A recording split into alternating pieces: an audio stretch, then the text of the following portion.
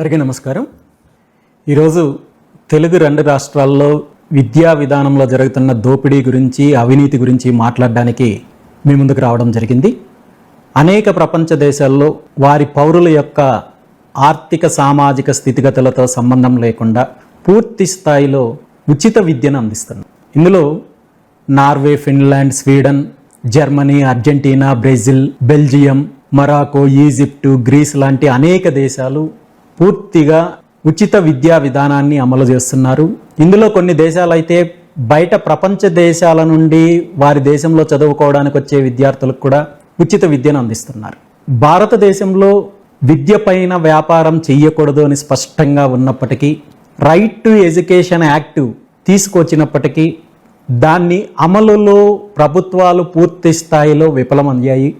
ముఖ్యంగా రెండు తెలుగు రాష్ట్రాలు, ఆంధ్రప్రదేశ్, తెలంగాణ రాష్ట్రంలో విద్యనే ప్రధాన వ్యాపారాస్త్రంగా మలుచుకొని విద్యా సంస్థలు నెలకొల్పి ఏ విధంగా వేల కోట్ల రూపాయలు వ్యాపారం చేస్తున్నారో, అవినీతి చేస్తున్నారో, దోపిడీ చేస్తున్నారో మనం చూస్తున్నాం.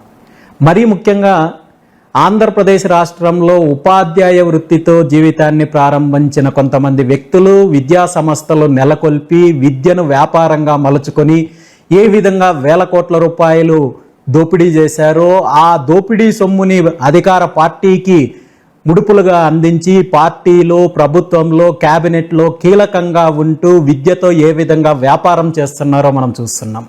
పోనీ ఈ కార్పొరేట్ సంస్థలు రెండు తెలుగు రాష్ట్రాల్లో ప్రధానంగా ఉన్న నారాయణ సంస్థలు, శ్రీ చైతన్య, అదేవిధంగా భాష్యం లాంటి కార్పొరేట్ విద్యా సంస్థల్లో విద్యా ప్రమాణాలు, సరైన విద్యా ప్రమాణాలు పాటిస్తున్నారా, విద్యార్థులకు కావాల్సిన సౌకర్యాలు కల్పిస్తున్నారా అంటే ప్రతి సంవత్సరం జరుగుతున్న సంఘటనలు మనం చూస్తున్నాము. వీళ్ళ యొక్క ఒత్తిడిని, వీళ్ళ యొక్క దోపిడీని తట్టుకోలేక అనేక మంది విద్యార్థులు ఆత్మహత్యలు చేసుకుంటున్నారు, ఆరోగ్య సమస్యలు తెచ్చుకుంటున్నారు, అనేక రకాలుగా ఇబ్బందులు పడుతున్నారు. అయినప్పటికీ వీళ్ళు విద్యా ప్రమాణాలు మెరుగుపరచడానికి కానీ, విద్యార్థులకు సరైన సౌకర్యాలు కల్పించడానికి కానీ ఏమాత్రం శ్రద్ధ చూపకుండా ప్రతి సంవత్సరము ఏ విధంగా కోట్ల రూపాయలు, వేల కోట్ల రూపాయలు దోపిడీ చేయాలనే అంశం పైన మాత్రమే శ్రద్ధ చూపిస్తున్నారు.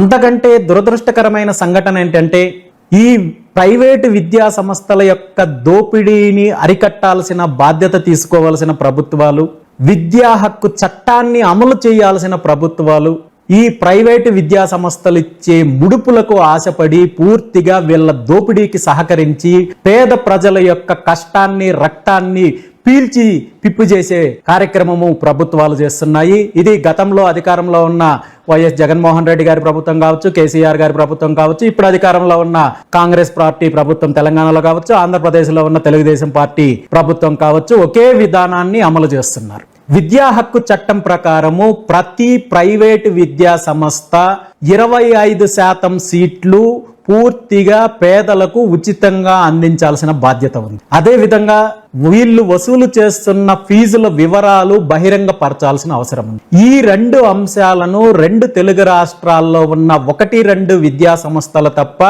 మిగిలిన ఏ ఒక్కరూ అమలు చెయ్యడం లేదు అనేది స్పష్టంగా కనబడుతోంది.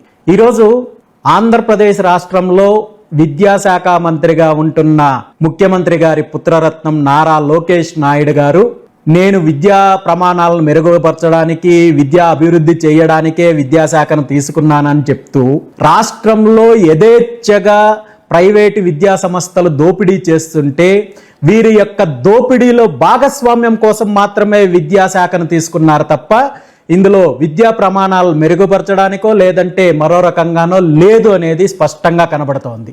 నిజంగా ఆంధ్రప్రదేశ్ విద్యాశాఖ మంత్రి నారా లోకేష్ నాయుడు గారికి చిత్తశుద్ధి ఉంటే విద్యా హక్కు చట్టాన్ని అమలు చేయాల్సిన బాధ్యత మీ పైన ఉంది. ప్రతి ప్రైవేటు విద్యా సంస్థల్లో కూడా 25% ఉచితంగా పేదలకు సీట్లు కేటాయించాల్సిన బాధ్యత, అది అమలు చేయాల్సిన బాధ్యత మీ పైన ఉంది. అదే విధంగా ప్రైవేటు విద్యా సంస్థలు చేస్తున్న దోపిడీ ఫీజులను అరికట్టాల్సిన బాధ్యత మీ పైన ఉంది. ప్రైవేటు విద్యా సంస్థలు అమలు చేస్తున్న ఫీజుల వివరాలను బహిరంగంగా వెల్లడించేలా చేయాల్సిన బాధ్యత కూడా విద్యాశాఖ మంత్రిగా మీ పైన ఉంది.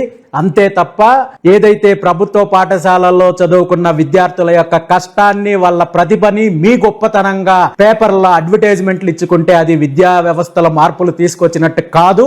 ఇప్పటికైనా ఈ కొత్త విద్యా సంవత్సరంలో తెలంగాణ ప్రభుత్వం కావచ్చు, ఆంధ్రప్రదేశ్ ప్రభుత్వం కావచ్చు, ప్రైవేటు విద్యా సంస్థల్లో జరుగుతున్న విద్యా దోపిడీని, ఏదైతే ఈ విద్యా వ్యవస్థలో ఉన్న లోపాలను అరికట్టాల్సిన బాధ్యత ఉంది. విద్యా హక్కు చట్టం, రైట్ టు ఎడ్యుకేషన్ యాక్ట్ ని పూర్తి స్థాయిలో అమలు చేయాల్సిన బాధ్యత ఉంది. ప్రతి ప్రైవేటు విద్యా సంస్థలో కూడా 25% పేదలకు ఉచితంగా సీట్లు కేటాయించేలా ప్రభుత్వాలు చర్యలు తీసుకోవాలి. వీళ్ళ యొక్క ఫీజు వివరాలు బహిరంగంగా వెల్లడించేలా చేయాలి తప్ప మేము ముడుపులకు, అవినీతికే ఆశపడి విద్యా విధానాన్ని దోపిడీకి ఉపయోగించుకుంటామంటే మాత్రం ఖచ్చితంగా బీసీవై పార్టీ పోరాటం చేయడానికి సిద్ధంగా ఉంది. 2-3 రోజుల్లో 2 తెలుగు రాష్ట్రాల్లో కూడా అన్ని డిఈఓ కార్యాలయాల్లో బీసీవై పార్టీ నాయకులు, కార్యకర్తలు దీనిపైన వినతి పత్రం సమర్పిస్తున్నాము. విద్యా హక్కు చట్టాన్ని ఖచ్చితంగా అమలు చేసి తీరాల్సిందే. అలా చెయ్యని పక్షంలో ఖచ్చితంగా విద్య ద్వారా, ప్రైవేటు విద్యా సంస్థల ద్వారా మేము దోపిడీ చేస్తున్నామని ప్రభుత్వం ఒప్పుకోవాలి. ఇక్కడ ఆంధ్రప్రదేశ్ రాష్ట్రం యొక్క విద్యాశాఖ మంత్రి నారా లోకేష్ నాయుడు గారు ప్రైవేటు విద్యా సంస్థల్లో 25% అమలు చేయనట్టయితే ఉచిత విద్యని, ఆ 25% ముడుపులు మీకు వస్తున్నాయని ప్రజలు భావించాల్సి వస్తుంది. ఖచ్చితంగా ఇందులో మీ నిజాయితీని, మీ చిత్తశుద్ధిని నిరూపించుకోవాల్సిన బాధ్యత ఉంది. ఈ విద్యా హక్కు చట్టాన్ని అమలు చేయడంలో కావచ్చు, అదే విధంగా ప్రైవేటు విద్యా సంస్థల్లో జరుగుతున్న దోపిడీని, ప్రైవేటు విద్యా సంస్థల్లో జరుగుతున్న అరాచకాలు, అదే విధంగా విద్యార్థుల పైన చేస్తున్న ఏదైతే ఈ బలవంతపు ఫీజుల వసూళ్ల పైన బీసీవై పార్టీ పూర్తి స్థాయిలో పోరాటం చేస్తుంది. విద్యా హక్కు చట్టాన్ని ప్రభుత్వం అమలు చేసి తీరాల్సిందే అనేది స్పష్టంగా తెలియజేస్తున్నాను. అదే విధంగా మరీ ముఖ్యంగా ఈరోజు రాష్ట్రంలో ప్రైవేటు విద్యా సంస్థల విద్యార్థులను లక్ష్యంగా చేసుకొని జరుగుతున్న డ్రగ్స్ వ్యవస్థను, డ్రగ్స్ మాఫియాను అరికట్టాల్సిన బాధ్యత కూడా విద్యాశాఖ మంత్రికి ఉంది. ఈరోజు ప్రతి ప్రైవేటు విద్యా సంస్థ చుట్టూ చాక్లెట్లు, ఐస్ క్రీంలు అమ్మినట్టుగా ఈరోజు డ్రగ్స్ అందించే కార్యక్రమం జరుగుతోంది. విద్యార్థుల యొక్క జీవితాలతో చెలగాటమాడుతున్నారు, వాళ్ళ భవిష్యత్తును నాశనం చేస్తున్నారు. ఒక పక్క విద్యా పేరుతో వ్యాపారం చేస్తూ, ఒక పక్క విద్యా సంస్థలను వ్యాపారం చేయడానికి ప్రోత్సహిస్తూ, మరో పక్క మీ అధికార పార్టీ అండతో డ్రగ్స్ వ్యాపారం చేసే కల్చర్ ఈరోజు ముఖ్యంగా ఆంధ్రప్రదేశ్ రాష్ట్రంలో ఉంది. దీన్ని అరికట్టాల్సిన బాధ్యత కూడా విద్యాశాఖ మంత్రి నారా లోకేష్ నాయుడు గారికి ఉంది. ఖచ్చితంగా దీనిపైన చర్యలు తీసుకోవాలని చెప్పి బీసీవై పార్టీ తరఫున డిమాండ్ చేస్తున్నాము.